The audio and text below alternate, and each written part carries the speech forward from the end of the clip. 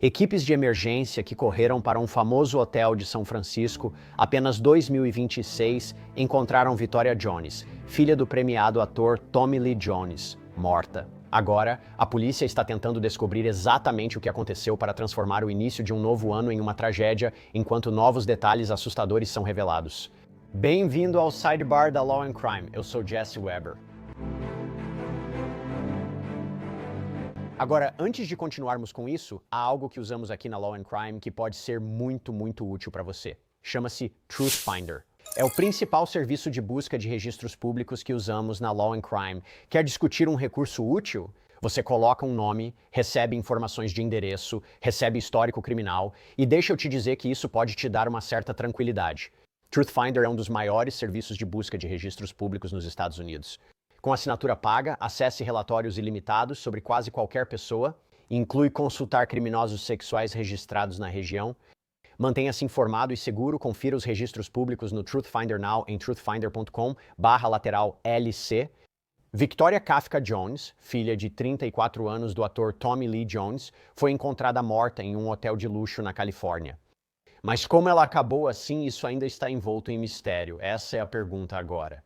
O Hotel Fairmont é conhecido por receber muitas celebridades de alto perfil. É uma propriedade realmente importante. Mas desta vez, em vez de uma multidão de admiradores, o hotel foi invadido pela polícia de São Francisco, bombeiros e técnicos do Instituto Médico Legal. Segundo o TMZ, uma ligação sobre uma emergência médica chegou pouco antes das 3 da manhã, na quinta-feira. Então isso é no dia de Ano Novo. Cerca de 20 minutos depois, os policiais encontraram os paramédicos, que relataram ter encontrado uma mulher adulta morta. O Daily Mail conversou com uma fonte que disse que foi um hóspede do hotel quem encontrou Victoria no chão, no 14º andar do Fairmont. O Mail relata que o hóspede pensou que Victoria havia desmaiado pela bebida e avisou a equipe do hotel. Mas logo todos perceberam que era mais grave e que ela não respondia.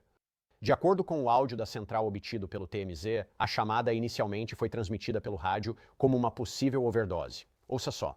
Polestar Jones e Leavenworth para responder em comando de operações 3 a overdose com alteração de cor no controle A1. Segundo o TMZ, Victoria morreu no local. As autoridades ainda não divulgaram a causa ou modo da morte, provavelmente aguardando os resultados do legista. As autoridades afirmam que não havia indícios claros de crime como trauma corporal. Segundo eles, não parece que Victoria tenha tirado a própria vida agora. Não se sabe se Victoria era hóspede registrada do hotel ou apenas visitante. Espero que as respostas venham com o tempo, mas vou te contar mais sobre ela. Então, apesar da conexão de celebridade com o pai dela, Victoria, ao que parece, passou grande parte da vida longe dos holofotes agora. Ela esteve com o pai em várias estreias ao longo dos anos. Mas o que sabemos é que Victoria nasceu em 3 de setembro de 1991, filha de Jones e sua ex-esposa Kimberly Coughlin. Ela tem um irmão chamado Austin, 10 anos mais velho. Agora, Victoria parecia destinada a talvez seguir os passos do pai em Hollywood, pelo menos no começo. Ela estreou no cinema com um pequeno papel em Homens de Preto. Homens de Preto 2 aos 10 ou 11 anos. Na verdade, em uma entrevista de 2006 para a New Yorker, Tommy Lee Jones elogiou o trabalho da filha. Isso foi no Faroeste Os Três Enterros de Melquiades Estrada que ele dirigiu, segundo contou a revista. Ela é boa atriz, registrada no sindicato e fala espanhol impecável. Quando ela era bebê, pedi a Letícia, sua babá, que falasse espanhol com ela. Agora vou dizer o seguinte. Ele relatou os supostos problemas da filha de 14 anos com gravações cedo. Eu demiti minha filha. Ela precisava acordar às 5h, mas um dia não quis levantar. Falei, querida, isso é trabalho, mas como ela não cedeu, demiti. Sem avisar, a produção foi lá, acordou ela e a levou correndo para o set a tempo. Então, Victoria teve mais alguns pequenos papéis de atuação ao longo dos anos, mas depois parece que ela seguiu em frente e deixou a carreira de atriz. O jornal San Francisco Chronicle noticiou, com base em registros judiciais da Califórnia, que uma mulher chamada Victoria Jones foi presa várias vezes este ano em pelo menos 2 condados, por acusações de contravenção. Confirmamos pelos registros do Tribunal do Condado de Santa Cruz que uma Victoria Jones foi presa lá no verão passado por embriaguez em público e resistência à prisão. Mas até agora não conseguimos confirmar se é a mesma pessoa. Enquanto isso, os registros do Tribunal do Condado de Napa mostram que Victoria Kafka Jones foi presa 2 vezes lá no ano passado. Em abril de 2025, ela foi acusada de obstruir um policial, portar e supostamente estar sob efeito de entorpecente. Em junho, ela foi acusada de contravenção por agressão doméstica no mesmo condado. Ela se declarou inocente nos 2 casos e estava solta sob fiança.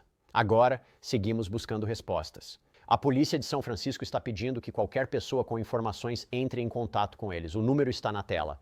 Nós também vamos colocar na descrição do episódio. Ligue para 41557-54444 ou envie serviço de mensagens curtas para TIP 411 com SFPD no início. Antes de continuarmos, quero expressar nossos sentimentos a Tommy Lee Jones e sua família por essa perda. Quero dizer, seja qual for a circunstância, essa é uma maneira muito dolorosa, muito trágica de começar o ano novo.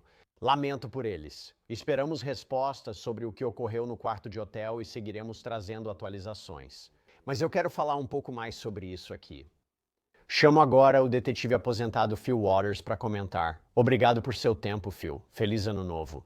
Este é um início de ano muito triste. Primeiro, eu só quero entender. Um detetive de homicídios iria a uma cena como essa? Como ocorre a investigação inicial? Bem, feliz ano novo para você, Jesse. É bom estar de volta com você, vou te dizer. Eu diria que, em um evento específico como esse, onde você tem, pelo menos no início, eu classificaria como uma morte suspeita. Não tem como explicar, não tem. Aparentemente, não há sinais de trauma no corpo que possamos ver. Eu acho que, no hospital psiquiátrico de detenção, pelo menos, a gente mandaria uma dupla para lá. Provavelmente, mandaríamos uma equipe da cena do crime primeiro para dar uma olhada na cena em si.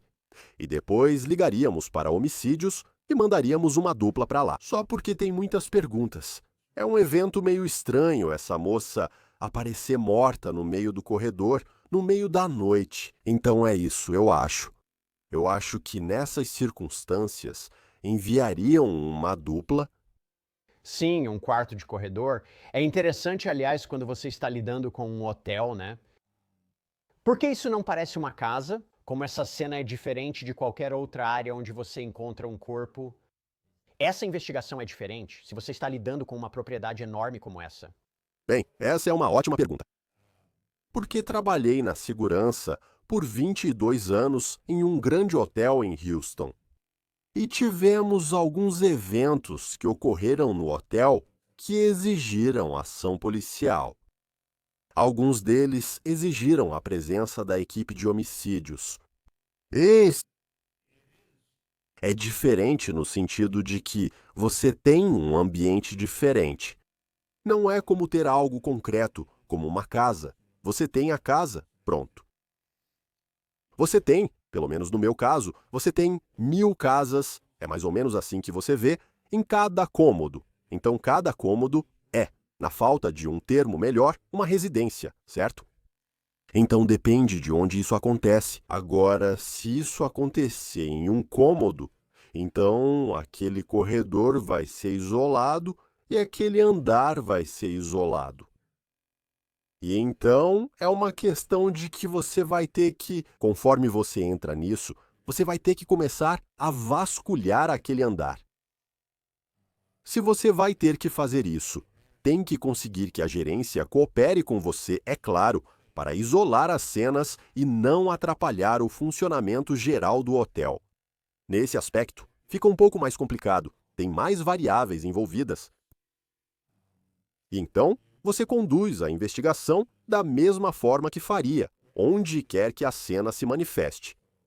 Mas essa parte de garantir a segurança provavelmente é a mais crítica. Mas você imaginaria que há câmeras em todos os lugares.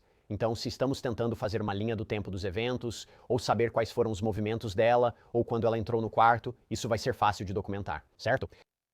Acho que sim, principalmente quando tudo é dentro do hotel. Mas não dá para saber se ela saiu e voltou, por exemplo. Então você faria. Existem maneiras de fazer isso. Eu sei que o hotel em que trabalhei fazia assim antigamente. Quando os vídeos realmente começaram a aparecer, eles colocaram todas as câmeras de vídeo. Eu estou supondo que o hotel em que trabalhei atualizou todos esses sistemas e estou apenas supondo que esse hotel em São Francisco tem algum tipo de cobertura de circuito fechado de televisão. Então você tem que... Aí pode ir para horários de entrada e saída do quarto. e ter uma ideia de quando, talvez. E então, você junta isso com as imagens de vídeo que você possa ter e consegue ter uma ideia de como estabelecer a linha do tempo. Depois, converse com testemunhas, converse com amigos. Verifique os celulares, quero dizer. Há muitas maneiras, especialmente no mundo digital em que vivemos, de montar uma linha do tempo. E isso vai ser realmente importante aqui, porque a única coisa estranha sobre esse caso em particular é que essa jovem agora está sozinha.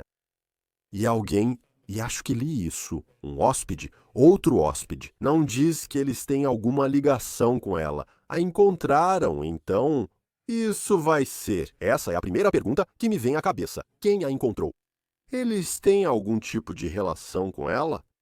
E então você tenta voltar atrás. Como ela acabou sozinha no chão. Então, mas de novo, você tem que trabalhar a partir do momento em que ela está e depois voltar dali, tentando determinar de onde ela começou. Você mencionou isso antes. Quando dizem que não há evidências de crime, eu tenho duas perguntas sobre isso. É só isso? Não há sinais de trauma externo, certo? Imagino que seja por isso. E B, isso pode mudar? Eles podem dizer, talvez não haja evidências preliminares de crime, mas isso pode mudar ao longo da investigação. Bem, não há sinais de crime. Isso é uma invenção da mídia, certo? Eu nunca usaria esse termo quando dava entrevistas. Eu não usaria esse termo. Eu seguiria mais a linha do que você acabou de dizer, mas neste momento não temos nenhum sinal de trauma no corpo, mas a investigação continua. Por que falar assim? Isso pode mudar? E para deixar claro, nós não. Pode muito bem ser isso, pode muito bem ser que essa seja uma morte que não está sob outro tipo de circunstâncias suspeitas, que outra pessoa esteve envolvida. Ou pode haver vários motivos, mas isso pode mudar. O que levaria a uma mudança, sim? Como devemos pensar sobre isso? A investigação vai definir isso. R-I-Q-A-N. Então você... E você não quer se precipitar. Isso é uma daquelas coisas em que, antes de você ir lá e falar, e vamos supor, só para a nossa conversa, se você quiser se expor, se eles determinarem que há algumas circunstâncias suspeitas por trás disso e começarem a investigar essas coisas, você precisa ter muito cuidado ao aparecer em um trecho curto para informar o público que você... Agora temos algumas evidências que estão nos levando para outra direção, mas novamente a investigação continua. É uma linha tênue, pois ao fazer esses comentários curtos, é claro que o hotel se preocupa com a segurança dos hóspedes. Então, se isso foi algo que aconteceu de forma suspeita, ou se foi algo causado por outra pessoa matando ela, então os hóspedes do hotel são os envolvidos. Você precisa garantir que haja um senso de urgência aqui para ter certeza de que você está seguro. A polícia está fazendo tudo o que pode para trazer algumas respostas para esse caso, e então isso se torna um problema de relações públicas. E tranquilizar as pessoas de que não temos um assassino à solta aqui no hotel. E se tivermos, isso é algo específico com ela. Ou é apenas alguma pessoa aleatória, sabe? Correu pelo hotel, agarrou ela, matou ela de alguma forma e depois fugiu. Então, de novo, você tem que tomar cuidado com isso, precisa mesmo. Se você vai vir a público e fazer algum tipo de declaração, é melhor ter alguma base para sustentar o caminho que você escolher. Se você vier a público e fizer uma declaração vaga, tudo o que isso faz é criar pessoas online que começam a inventar teorias da conspiração e blá blá blá, e isso só gera muita confusão desnecessária. Eu 100% entendo que você tem um ótimo argumento sobre isso. Quando a causa e a forma da morte seriam determinadas e quando essa informação seria divulgada? Bem, o Instituto Médico Legal vai cuidar disso. Quando fizerem a autópsia, talvez consigam determinar uma causa preliminar da morte. Talvez neste caso, porque pelo menos na cena, o que nos disseram é que, você sabe, as roupas dela estavam no lugar e tudo mais. Então, não há sinais visíveis de trauma na cena, mas, uma vez que a levam para o médico legista e começam a examinar o corpo, eles podem encontrar alguns sinais de trauma. Pode haver algo lá que eles não viram na cena. E eu sei que tive uma cena em que tivemos uma morte. Nós levamos o cara para o... Ele chegou ao escritório do médico legista. Eu fiz a autópsia e descobri que havia um... E foi com uma chave de fenda. Um ferimento perfurante no peito dele, que não sangrou. Não havia sangue, não havia sangramento. Mas quando o colocaram na mesa e o expuseram, bem, você vê que é um ferimento perfurante muito pequeno. E foi assim que ele morreu. Ele foi esfaqueado pela namorada com uma chave de fenda.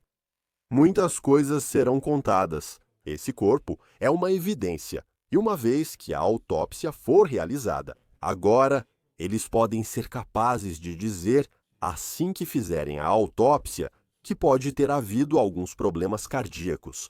Pode haver outras coisas nos órgãos do corpo que indiquem para eles o que acreditam ter acontecido. E isso é algo preliminar, lembra? Acho que, nesse caso, o fundamental serão os testes toxicológicos. E esses testes toxicológicos, você sabe, às vezes levam meses para ficarem prontos, certamente semanas. E então, o médico legista tem uma ideia melhor para chegar a uma conclusão real sobre a causa da morte. Assim que soubermos a causa da morte, saberemos sua natureza. Então, esses tipos de natureza da morte, que eles podem determinar. Eles podem determinar como homicídio, podem determinar como natural, podem determinar como acidental, podem determinar como indeterminada. Então, teremos que esperar para ver. Sei que é nesse momento que as pessoas ficam muito impacientes, principalmente quando ocorre uma morte de alto perfil e inexplicada no local.